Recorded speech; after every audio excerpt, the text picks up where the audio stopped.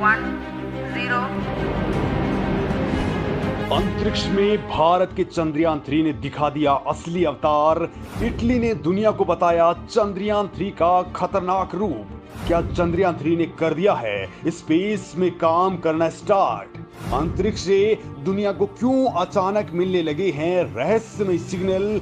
क्या चंद्रयान-3 खोलने वाला है इन रहस्यमय सिग्नलों का राज? दोस्तों, भारत का चंद्रयान-3 लगातार कामयाबी के झंडे गाड़ रहा है। जल्द ही 5वीं बार मिशन के लिए इसके इंजन ऑन कर दिए जाएंगे और चंद्रयान-3 धरती की 5वीं और आखिरी ऑर्बिट में पहुंच जाएगा, जिसके बाद वो सीधा चांद की कक्षा की तरफ बढ़ जाएगा। और दोस्तों, धरती को इसके बाद वो हमेशा के लिए अलविदा कह करके एक नए पथवे पर चला जाएगा। दोस्तों, अब तक बिल्कुल सब कुछ ठीक चल रहा है और सारा का सारा मिशन इसरो की कमांड्स के मुताबिक ही चल रहा है। लेकिन दोस्तों, चंद्रयान-3 के स्पेस में पहुंचते ही अब उसके साथ वो होने लग गया है जो आपके भी रोंगटे खड़े कर देगा। अब चंद्रयान-3 अपना काम करना भी स्टार्ट कर चुका है। स्पेस की तरफ से कुछ ऐसा हो रहा है जिसे ना तो नासा सुलझा पाया, ना चीन और ना ही कभी रूस और यूरोप। इधर दोस्तों, इसरो भी स्पेस से आ रहे इन रहस्यमय सिग्नल्स को लेकर के रिसर्च करने में जुट चुका है। क्योंकि दोस्तों, चंद्रयान-3 इस वक्त धरती से 71,351 किलोमीटर दूर वाले ऑर्बिट में चक्कर लगा रहा है और इसी दौरान कुछ ऐसा हुआ है कि एक नया ही तहलका मच चुका है।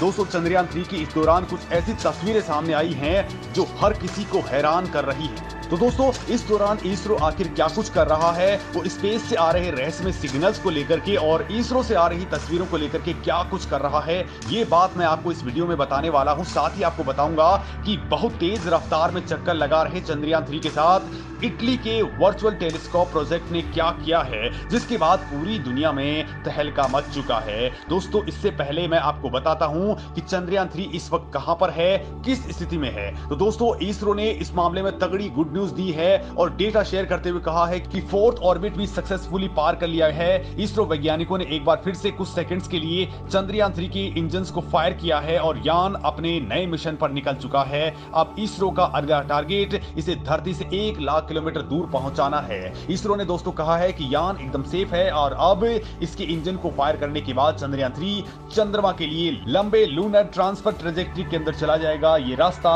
धरती और चंद्रमा के बीच में एक हाईवे है। दोस्तों, इसरो ने कहा है कि इस वक्त अर्थ बाउंड ऑर्बिट मैन्युवरिंग हो रही है, मतलब कि धरती के चारों ओर ही चंद्रयान की कक्षाएं बदली जा रही हैं। इसके बाद दोस्तों, इसरो वैज्ञानिकों के सामने सबसे टफ टास्क होगा 31 जुलाई को, जब चंद्रयान-3 को 1 लाख किलोमीटर वाले ऑर्बिट तक पहुंचा दिया जाएगा। और दोस्तों, इसके बाद इसरो वो करने वाला है जिसकी हिम्मत ना नासा में हुई, ना रूस की रोसकॉस्मोस में और ना ही चीन में। दोस्तों, दुनिया में ऐसे 11 ही देश हैं जिन्होंने मून पर मिशन भेजे हैं और इनमें से केवल अमेरिका, रूस, चीन ही ऐसे मुल्क हैं जो चांद की सतह पर यानी कि इस जगह पर अपने यान को लैंड करवा पाए हैं। लेकिन दोस्तों, भारत का चंद्रयान उससे भी कुछ अगला करने वाला है। जो काम वो देश करने की हिम्मत नहीं कर पाए, वो क्रिटिकल काम चंद्रयान-3 करने वाला है। चंद्रयान-3 चांद के इस दक्षिणी ध्रुव के पास में उतरने वाला है जहां सूरज की रोशनी बहुत कम पहुंचती है। दोस्तों, बड़ी बात तो यह है कि यहां पर तापमान माइनस में 200 डिग्री सेल्सियस तक चला जाता है और इसी जगह पर अब भारत करामात करने वाला है। भारत मैंजिनस यू क्रेटर के पास में अपना यान भेज रहा है। चंद्रयान-3 को दक्षिणी ध्रुव पर नहीं उतारा जा रहा, बल्कि दक्षिणी ध्रुव के बिल्कुल पास में उतारा जा रहा है और इसकी वजह यहाँ का जटिल तापमान है। दरअसल दोस्तों, ध्रुव पर तो रोशनी बिल्कुल भी नहीं रहती है और इस मुश्किल मिशन को लेकर के इसरो पहले से ही बेहद सतर्क है। चंद्रयान-3 का लैंडर और रोवर सौर ऊर्जा से चलेंगे। ऐसे में दोस्तों, दक्षिण ध्रुव पर ही बिल्कुल चंद्रयान-3 को उतार दिया गया तो सूरज की रोशनी नहीं मिल पाएगी, जिसके कारण मिशन फेल हो सकता है। लिहाजा दोस्तों, चंद्रयान को दक्षिण ध्रुव के पास में उतारा जा रहा है। इस दुर्गम स्थान के पास में मून मिशन को लैंड करवाने की किसी भी देश की अब तक हिम्मत नहीं हुई है। दोस्तों, दक्षिण ध्रुव के सबसे करीब इससे पहले केवल अमेरिका पहुंचा था। जनवरी 1968 में अमेरिका की सर्वेयर 7 स्पेसशिप ने चांद पर लैंडिंग की थी। अमेरिका एकमात्र ऐसा मुल्क है जो किसी मानव को चांद पर भेज करके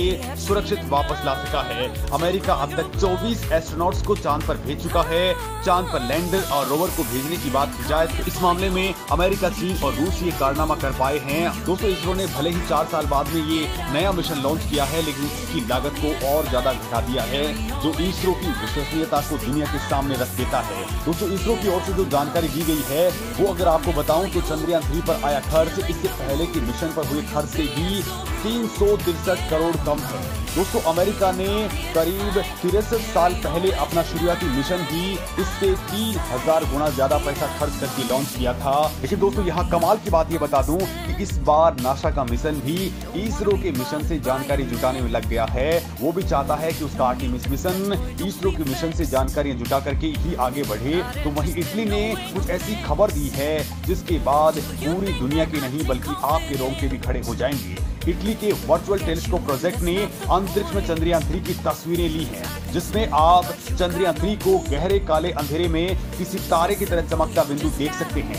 दोस्तों याद कर लीजिए, जब चंद्रयान 3 का रॉकेट धरती से उड़ा था तो वो 43.5 मीटर ऊंचा था, लेकिन अब इस तस्वीर के अंदर आप देख लीजिए दोस्तों, ये 70,000 से 80,000 किलोमीटर के बीच की तस्वीर है। और दोस्तों यहाँ पर इटली के वर्चुअल टेलीस्कोप प्रोजेक्ट ने ये शानदार तस्वीरें ली हैं, जिसमें चंद्रयान 3 तेजी से तारों के बीच से निकलता हुआ दिखाई दे रहा है। यानी दोस्तों अंतरिक्ष में जाकर के हमारा चंद्रयान तारा बन चुका है। और दोस्तों इसी दौरान अंतरिक्ष से कुछ ऐसे सिग्नल्स देखने को मिल रहे हैं। वैसे दोस्तों ये सिग्नल कई सालों से आते रहे हैं, लेकिन अब इनकी रफ्तार बहुत तेज हो चुकी है। तो कुछ लोग इस दौरान कहने लग गए हैं कि चांद पर भारत की धमक के बीच कोई एलियन हरकत तो नहीं है, क्योंकि ये सिग्नल हर 20 मिनट में रिपीट हो रहे हैं। दोस्तों रिपोर्ट के मुताबिक अंतरिक्ष का एक अज्ञात स्रोत साल 1988 के आसपास से ही धरती की ओर ये रेडियो बस्ट भेज रहा है। इसको लेकर के काफी रिसर्च हो चुकी है, लेकिन अभी तक ये क्लियर नहीं हो पाया कि इसका स्रोत क्या है, तरंगों की प्रवृत्ति किस टाइप की है और इसका मॉडल किस तरह का है। इस पर रिसर्च लगातार चल रही है। पिछले 35 सालों से ये स्रोत नियमित रूप से 20 मिनट के अंतराल से ये बस्ट भेज रहा है, जिसकी चमक काफी ज्यादा होती है। ये उत्सर्जन कुछ पल्सर से मिलता हुआ दिखाई देता है, जो मिली सेकंड से लेकर के कई सेकंड तक के रहते हैं। दोस्तों अब नया खोजा गया स्रोत रेडियो सिग्नल भेज रहा है, जो 21 मिनट की अवधि में पल्स होता है। दोस्तों पल्सर न्यूट्रॉन तारे होते हैं जो तेजी से घूमते हैं और रेडियो विस्फोट करते हैं। दोस्तों वैज्ञानिकों का मानना है कि ये प्रक्रिया केवल तभी काम कर सकती है जब पल्सर का चुंबकीय क्षेत्र मजबूत होगा और वो काफी तेजी से घूम रहा हो। अगर ऐसा नहीं है तो पृथ्वी से पल्सर को देखने के लिए पर्याप्त ऊर्जा नहीं होगी। वहीं वैज्ञानिकों ने इस पल्सर को GPMJ 183910 नाम दिया है। ये वस्तु डेथ लाइन से कहीं ज्यादा आगे की है। अगर ये पल्सर है तो ये उन तरीकों से काम करता हुआ प्रतीत होता है जिन्हें वैज्ञानिक असंभव मानते हैं। वैसे दोस्तों इसका सीधे तौर पर तो चंद्रयान से कोई लेना देना नहीं है, लेकिन जब से चंद्रयान गया है तब इनकी फ्रीक्वेंसी बहुत ज्यादा हो चुकी है, जिसको लेकर के अब वैज्ञानिकों के कान खड़े हो चुके हैं और इसरो भी इस मामले में अब रिसर्च के लिए आगे बढ़ चुका है। दोस्तों आपका इस मामले में क्या कहना है, कमेंट करके जरूर बताएं।